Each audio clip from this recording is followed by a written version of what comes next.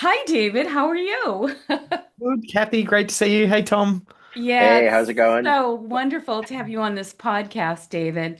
So, you talk about the importance of system champions. How do you define that role? And why is it so critical to a successful Say that three times fast. systemization? Yeah, I think this particular role it's one of those roles that is underappreciated and doesn't really have much light shone upon it. It's the person who really is the right-hand man or woman to the business owner when it comes to rolling out systemization. Like they're really in the trenches, and it's a little bit different. Sometimes um, some people have said, "Oh, is that the role of the operations manager or an integrator or uh, the person really running the management of the team?" And generally, they don't have capacity to do this type of role, and you really need someone who's in the trenches, who has time and effort and can consistently shine a light on building great systems culture and capturing best practice and making it repeatable and constantly work at it. When other team members, especially in the leadership team, they might get distracted by just the day-to-day runnings of the business. So it's really that is the role to try and help build that systems culture and to capture best practice. Well, you just said something that sparked my interest. Repeatable and predictable. Because I think that's what a systems champion wants to accomplish. And I know our software, that's what we try to accomplish for our customers. So that's a theme that's so important if you're going to scale and grow. Yes. A lot of businesses, the knowledge is trapped inside of the heads of a few key team members. Sometimes it's the business owner, sometimes it's another staff member that may have been around for many, many years and they learn how to do things. And over the years, they've perfected their way of doing things. And that most valuable asset that the really that is the way that the business works, the way it does what it does. It's far too valuable to have it just trapped in someone's head. And that means at the end of every day, that knowledge walks out the door. We really want to make it all of the things that work in the organization. We want to make it repeatable and transferable. So the only way to do that is to capture it, to get it down into a central location where it becomes, hey, this is how we do things here. And then that makes it transferable and repeatable, which then means we can start to scale. Because one of the big things that holds back businesses from scale is dependency, when you're depending on a particular someone to do something.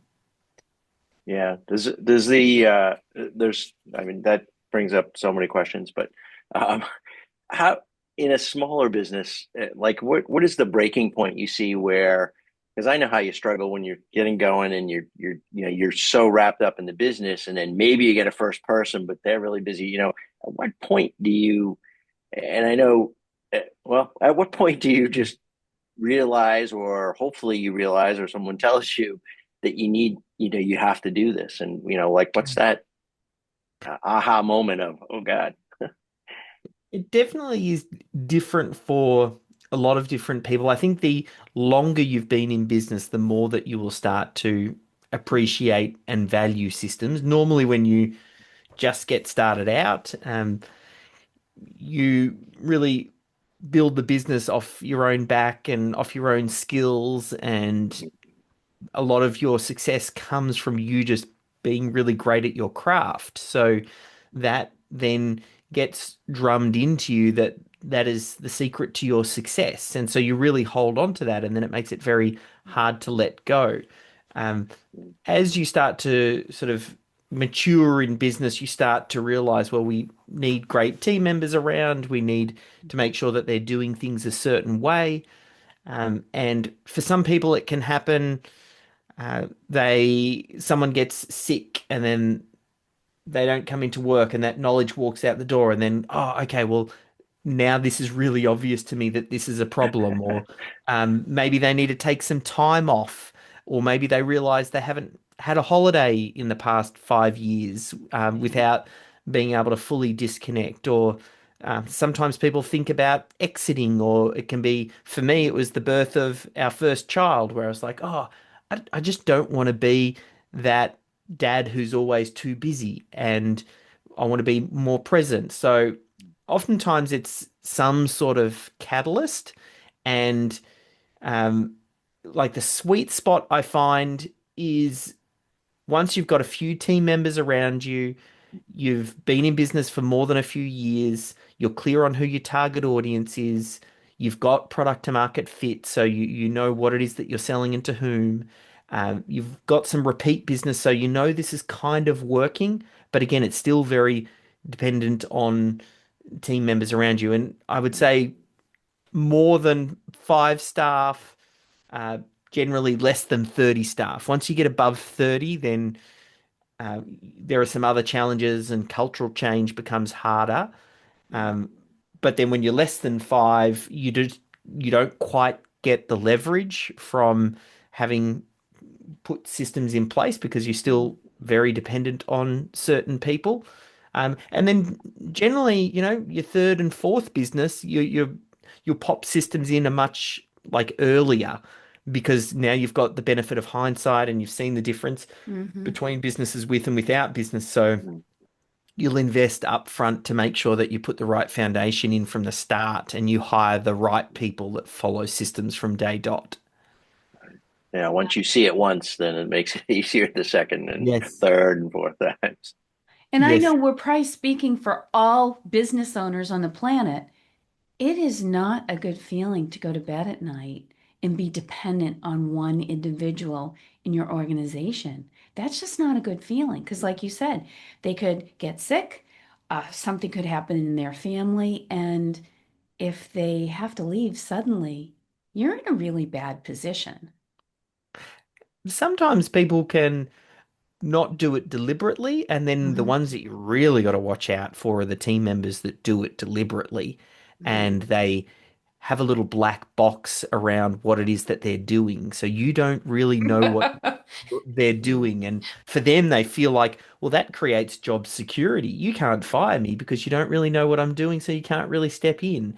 Uh, they're the most dangerous ones Mm. because you want to be building as a business owner a transparent, accountable organization where everybody knows what people are working on, where they're when things are due, and they're operating as a team. Like Right. I mean, a business should run like a sports team, and you should be able to rely on your team members. I think, if professional sports teams don't hide their moves from each other or not be clear on what it is that they're working on. It's all open, transparent. Everybody's got very specific roles and jobs in that team Hmm. that they train for to show up to perform when they need to perform. Sure. That Yeah, makes that so is much sense. interesting. They almost set themselves up for needing to be let go if when they do that black box thing because you can't have that. That is a threat to your Right. organization's success, really. Yeah. A big threat. Does the opposite of what they're expecting, I think. Right. Yes. Right. Yeah. And it David, oh, so what are some of the characteristics that our owners should look for in a team member that they're thinking would be a great systems champion? mm. So you want someone who's curious. You want someone who loves to figure out how things work. You want someone who is naturally organized and detail oriented and have good follow through. I like someone who's comfortable with technology and is happy to try new things and maybe has leadership potential and qualities. Someone who could grow into a great leadership role. I think a lot of juniors start out as great systems champions because they are hungry to learn more about the job. Oftentimes they might be trained in how to do the technical work, but they don't necessarily know how to run a business that delivers the technical work and all the other pieces that get involved.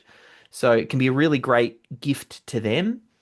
Um, and as we kind of talk through this, one kind of thing has just jumped out at me, this idea that um, the systems champion works really well when the business has been up and running and the business owner is heavily tied and they're trying to step out. Like, Mm, um, if you're starting a business from fresh, and you might be able to select the right team members and build a systems culture from day one and get systems driven people and they'll work on their own systems. A systems champion works particularly well if you have an established business and you're trying to add this systems culture in after the fact, mhm, because the business owner and your great team members are all very busy, and systems and processes, they're always important. They're never urgent, so you don't make space for them. So a systems champion is someone, the other big characteristic is that they have capacity. You want mhm, someone who can actually go to work on the systems and the processes, because the big thing here is just the business owner doesn't have time, No. so they never get to it. So sometimes the systems champion at least starts the process. yeah. It's interesting that you talk about capacity because I think of that. The other challenge, I'm guessing, one of the challenges of that position is in some companies, it's not a full-time position. So obviously they have to be involved in the business in some other aspect and be carving that time out for it. Um, how do you see that? Um, how does that play out over time? I guess if you've got someone who is a key person, but they also happen to be that person that could become the champion, how does that work long term? So the qualities of a great systems champion, you're looking for someone who's curious, someone who is naturally organized, someone who's detail oriented, they've got great follow through. Oftentimes they are trained in the technical work, but they don't know how to run a business that delivers the technical work. So it can be a really great gift for them to learn about the business by meeting with different team members. I think as well, I mean, they need to have capacity. That's a big one. Mhm. You want to make sure that they can find the time to work on this, and understanding as well that the systems champion that you have today might not be the systems champion that you have in 2 or 3 years' time.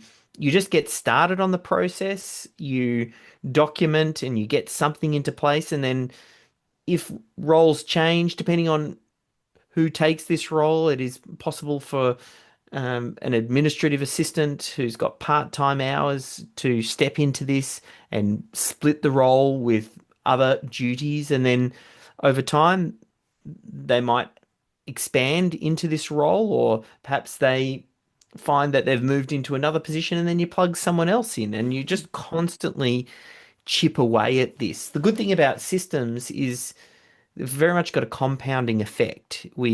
Each system saves you a little bit of time, a little bit of money, adds a little bit of extra efficiency, and all of those great systems, the benefit that they bring layer on top of each other. So Mhm. you keep working the systems, and you're it's a case of all boats float on a rising tide. We're lifting the performance of the business through this role. Oh, I love that.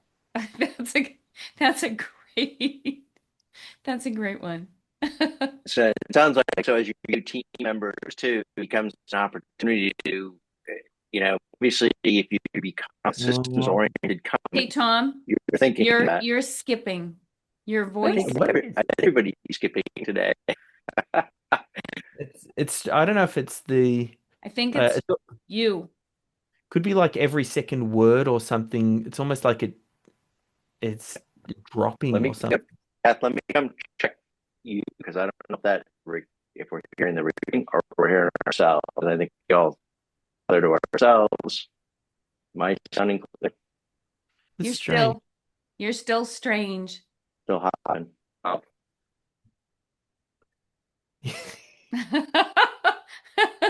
Sorry, David.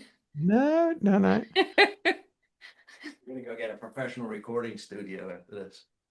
I just want to make sure there's not a setting in this that's got whack. Nope. That's I'm not skipping, right, No, David? you're coming through okay, Kathy. It's Okay. just okay. It's definitely me because when I'm on, it's clicking. So I will. I'm gonna hop out. could You guys keep going. I'm gonna hop out could and it hop back in. Okay, so you know what? Give me 2 minutes to refresh. Yeah, I'll ask the next question and then you can ask. All right. All right, so I'll go to the next question, David. Once he sits down. Okay. So, David, what are some of the biggest mistakes companies make when they're assigning someone to lead the systems? And the second question would be, how can they avoid those mistakes? mm, some of the mistakes they make, well, firstly, it kind of relates to that idea of capacity. We need to make sure that someone can devote some time and energy and effort to this, and that they're giving enough time to get a reasonable return. Like we're really making an investment in here, and we want to see a return on that investment. Um, it's almost like business owners are expecting the systems champion to perform some miraculous, magical activity here. It takes work. That said, though, I mean, the whole process has been sped up significantly with AI, and we're able to get a lot more done in less time, which means they can see a quicker ROI. But that's probably one of the biggest ones. The other one is oftentimes providing the right support for the systems champion, Mhm. in that they're not necessarily very strong on process themselves, and they're not necessarily the best person to be directing or leading the person. Um, that's, I mean, that was probably the big driver for writing the systems champion book, um, which for those listening to the uh, audio, you won't see this right now, but I'm holding the book up in my hand. So I wrote the book as the manual for the team member on how to roll this out inside their organization, and really give them a bit of a roadmap, because the business owner, as I said, is oftentimes not the best person to be doing it. Right. Or sometimes it can be like, depending on if you've found a very strong operations manager, they can provide some direction. I mean, oftentimes there's this yin and the yang. There's a visionary business owner who starts the business, gets it up and running off the ground, and what they need to complement them is an operations manager who is much greater at the detail and the managing of the team, and making sure that they're focusing inward, while the founder is often focusing outward, thinking about how to grow the business. And the systems champion is kind of almost like a bit of a glue that kind of sticks all of this together. They pull the IP out of the brains from some of those very smart team members and get that into a central location, and they don't necessarily enforce the systems and the processes. It's a lot about capture, and then it comes down to the operations manager or the department heads, depending on the size of the organization. And they're effectively giving them all the right tools Mm. to be able to then manage team members and say, hey, we've got a way of doing things. This is how we do things here. It's outlined for you in black and white. Right. There's no Mm. guessing. Right. Yes, yeah, exactly. I, I may need a lot of copies of that. I think every one of our customers could use that because it's what you just described is one of the challenges to the whole systematization of a company is how do you do it? Because some people are born to do it and they just know it and they get it and they know how to, introduce it into the business in a way that everybody gets sucked in and realizes how great it is. But you don't necessarily have to be, you can probably learn how to be that person if you know a little bit about the business and you're detail oriented and have those characteristics of, yeah, I can be it, the system champion. What is it? That kind of Yes. thing. It's very common for the business owner to not be a systems person, more common than not. And for some reason, business owners think, because I'm not a systems person, I can't own a systems driven business. Mm. When really it's about if you're not great at systems, you want to make sure that you just surround yourself with people that are great at systems so that Right. you can be in your area of genius, the thing that you do so well as a business owner. You problem solve, you move fast, you work on whatever the highest priority is. You don't need a system, you just make it up as you go and you fly by the seat of your pants. And that's part of your skill, and that will get you so far. But you want to make sure you then surround yourself with people that are systems driven, are able to follow that process to replicate what happens behind you. And the systems champions that the bridge, they spot what you're doing, they capture it, they figure out it, they codify it, and then make it Right. possible to be delegated on and passed on. Yeah, it really is a brilliant position if you get the right person for it. And we've seen some of our customers go through that process where the champion has just sort of, I'm not sure they even started with that as the goal, but that person just kind of rose to documenting and putting the processes together and they get recognized as the champion. I don't think before they even realize the term, it magically happens in some cases, which is really beautiful. Like we need more of those though. So, David, what kind of support does the systems champion need from the leadership in order to be truly successful in that role? One thing the business owner in particular needs to let the team know that they are behind this initiative Mm. 100%. They need to lead by example. I think that's another area where people do go wrong. They handball it to the systems champion and then they kind of wash their hands of this and go, well, it's not my job now. And I remember one bit of advice Michael Gerber gave me when he read the original Systemology book. It was the only bit of advice that he gave me afterwards was you can't let the business owner off the hook. When he Right, read Systemology, he said, you make it sound like the systems champion will do all the work and the business owner can just forget about it. And he said, the business owner still needs to lead this. right, And they might not be in there doing the nitty gritty documentation or writing out the process, but when they're working in the business, they also need to follow the process. No one is above the law. There is a way right, of doing things Right. in a certain order. Um, if they don't want to follow the rules, then they need to be working out of the business. right. Right. So it's, but when you're in it, you're part of the machine. So you need to really set that example. So that's probably one of the big ones, having a all hands on deck meeting and endorsing this to the team, throwing some time, money, resources at it to make sure it's got a real chance of success and being the best example of the way that you want other team members to act. So Right, right, following the process and looking to improve it. And if ever there's a mistake, you look to the system first. You don't look at the individual. It's was that in the system? Or like, where was the breakdown? Is it the system's fault first? We always assume it is that before we start blaming and pointing fingers. right, right. Yeah, that's pretty wild. The are there and I think you touched on this a little bit earlier, but how do you balance, I guess, you said someone with capacity. So, and how do you balance that person's responsibilities who becomes, gets to be the Mm. systems champion, but still does have other roles that they're playing? Mm.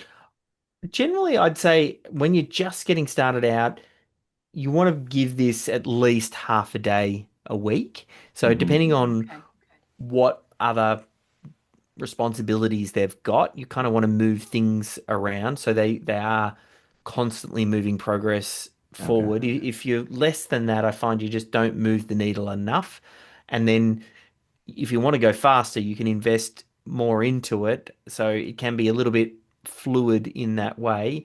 I Sure. think just getting someone started, getting that momentum, maybe them carving out half a day a week where they don't have to step into the other responsibilities, Mm, and kind of just having the clear boundaries, because it's very mm, easy for other things to creep in and become a priority, and then we don't start moving forward. So, I mean, that's probably the main thing, just giving it time, boundaries, and maybe setting, hey, I'm going to work on systems Right. this day every week. right.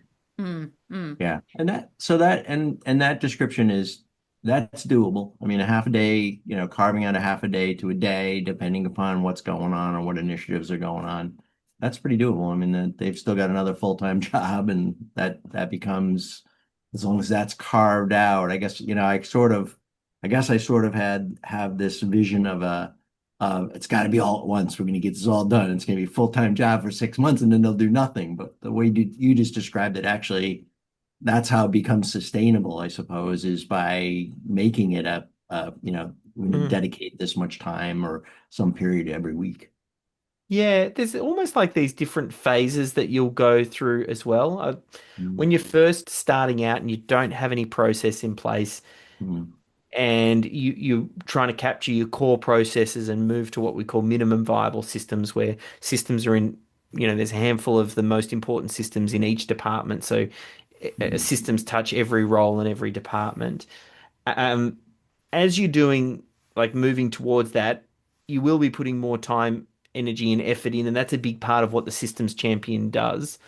Longer term, um, ideally, we want to build up the systems culture and have other team members involved, and you'll find team members, just if you recruit them well, they'll make process just as part of their natural way of doing things. And you train the team to know, well, the way that you move up in our organization is you document a process and then you delegate it down to typically less skilled or sometimes lower cost labor, or maybe even automate it with AI and machines, to mhm. free you up to work on the higher value tasks. Right. So equally, the business owner at some point in time can do some of their best work working on process, Mm, um, because they're great at problem solving. They can visualize in their head the way that they would like things to be, and they can design it. But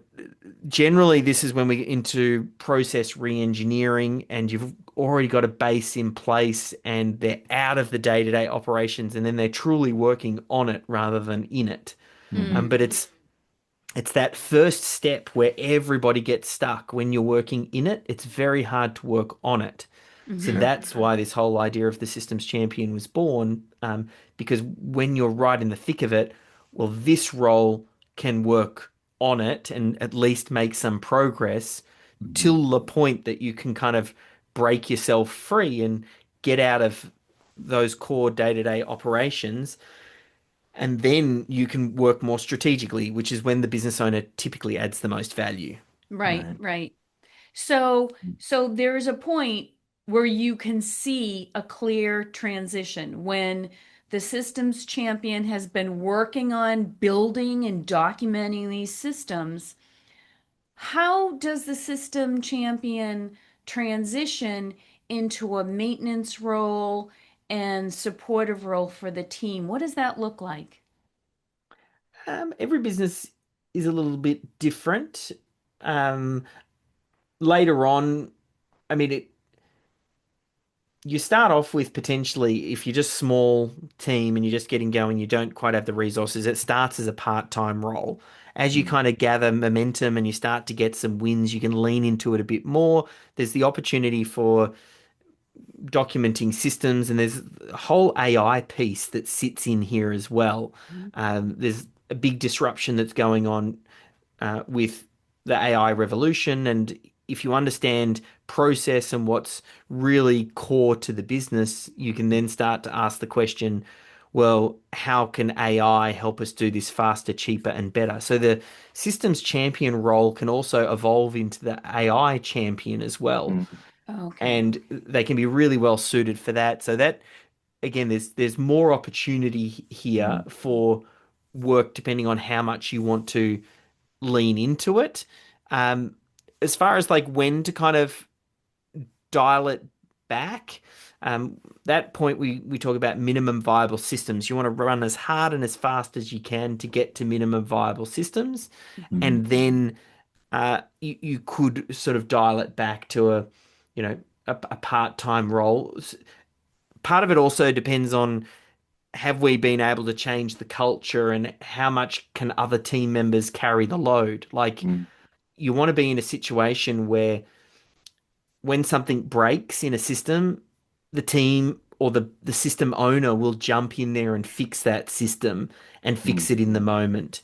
I'm not a big fan of people who go, oh, yes, once a year at the review time, we review all of our processes and we make sure that they're up to standard. And we do that on the 1st of December every year because, you know, things start to quieten down for us. Like, that's um, typically not how we approach it. We want to think in terms of, it's like car maintenance. Like, if your car starts to not sound well, or you're having some problems, or it's not starting, you go to the mechanic in the moment.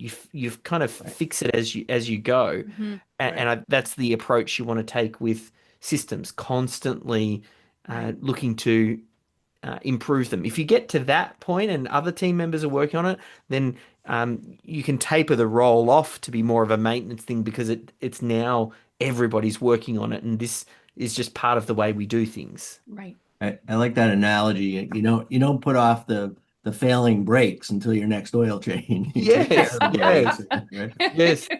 Oh, that's all right. 6 months time, I'll get to the break. Yeah, well, I could wait a little bit. I don't know if Um, you guys have stickers on your car, but we have to get a new sticker every two Yes, years on the car. And sometimes I'm driving and I realize it's been 2.5 years. yeah, right. Oops. So, yes.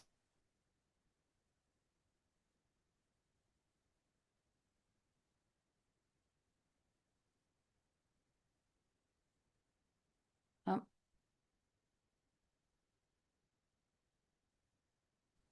The other thought there is oh, cool. If you are in a period of rapid growth, I'm sure that the systems need more and more attention than they do under that steady, yeah. locked in kind of, okay, we're doing 10% growth a year, everything's hunky dory versus the, hey, we're going to grow 50% this year. Well, there's probably going to be some adjustments needed, For sure. most likely. Yeah.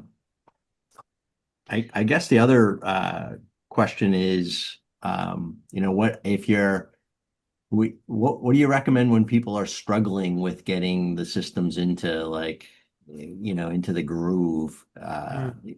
If the systems champion is struggling. Yeah.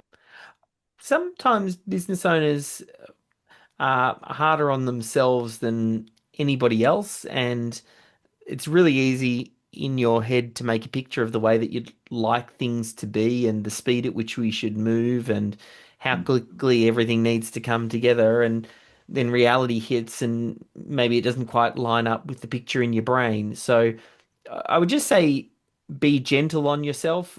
I think it's Anthony Robbins used to say that you'll overestimate what you can do in 2 years and underestimate what you can do in 10.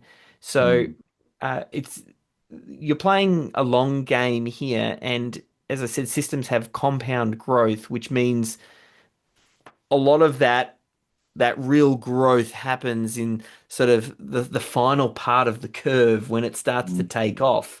At the start, it can feel like you're not making much progress and things aren't moving as quickly as you'd like. mm, Just constantly stack your systems. All you're doing is figuring out what are the best bits of your business and how do we make those repeatable. mm, That can never not work. Like, we're just saying find what works and then capture it so someone else can do it. So Right. just keep chipping away and have that confidence to know that that payoff will come. And mm, so keep it simple for yourself. If you're finding yourself too caught up in the details or too much in the minutia, then chunk up a level. Go for a higher level checklist. Go for an overview type system. Like, mm, just go one step higher up and it makes it easier. The Sure. complexity and the detail can come later. I mean, you can create subsystems that go into great detail for one of the steps covered in the process if it needs it. But for now, a high level checklist might be sufficient. Yeah. Yeah. Awesome. If you get the top level outline of all the various pieces that are involved, then you can pick on the ones that, are either the biggest problem or Yeah, may have the most benefit or exactly right. And that's a big part of what we try and do. We do the critical client flow, which is the exercise in the original systemology book to say, what are the core systems for the business to make money? And then Mhm. Hmm. another question that we ask is, okay, well, where do we get started within the critical client flow? And it's, where is the pain? What is not working? What is constantly having problems or is very key person dependent? And start there Hmm. Mm. and just go, well, which of this is working? Let's make the bits that work happen consistently. And then that will give us the space to then identify the bits that aren't quite working and start to find solutions and systems for those. Right. Well, David, this podcast has been hugely informational, and I know our followers are going to absolutely love it. Yeah, I me too. love talking about systems. So, where can they go to find your books?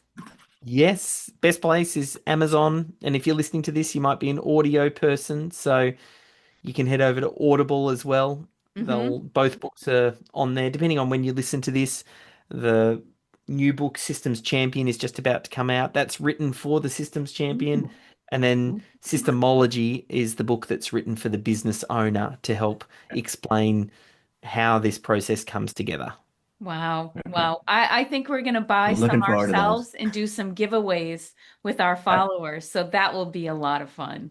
yeah, Awesome. yeah.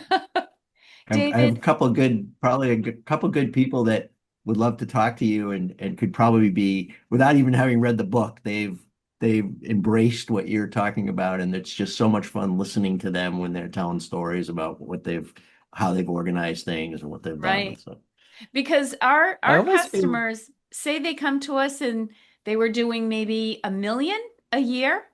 Well, once they start using our software, it doesn't take them long. If they have the coaches in place that help them get to the next levels, they can go up to 50 million a year. So that's why we think what you have to talk about is so important because as you scale and grow, you need system champions. 100%.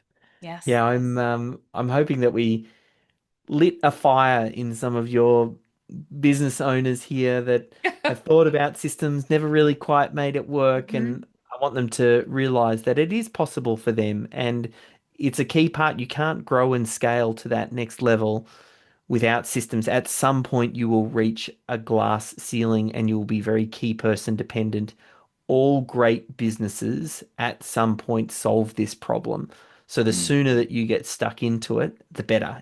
Because it only gets more challenging the bigger Right, you grow, because right. it's a cultural change, and more bodies make it harder and harder to change culture. So you want to insert this DNA into the business as early as possible. Well said. That's fantastic. David, thank you so much for being on this podcast with us today. thank you, And David. I know that we'd love to have you again so we can talk about more. Go a little bit deeper into this with, we're big on KPIs and rhythms and all that within your company. So maybe part two will be talking about those sort of things. I look forward to it. All right. Thank you so Good luck on much, the book. David. Thank you. Take care.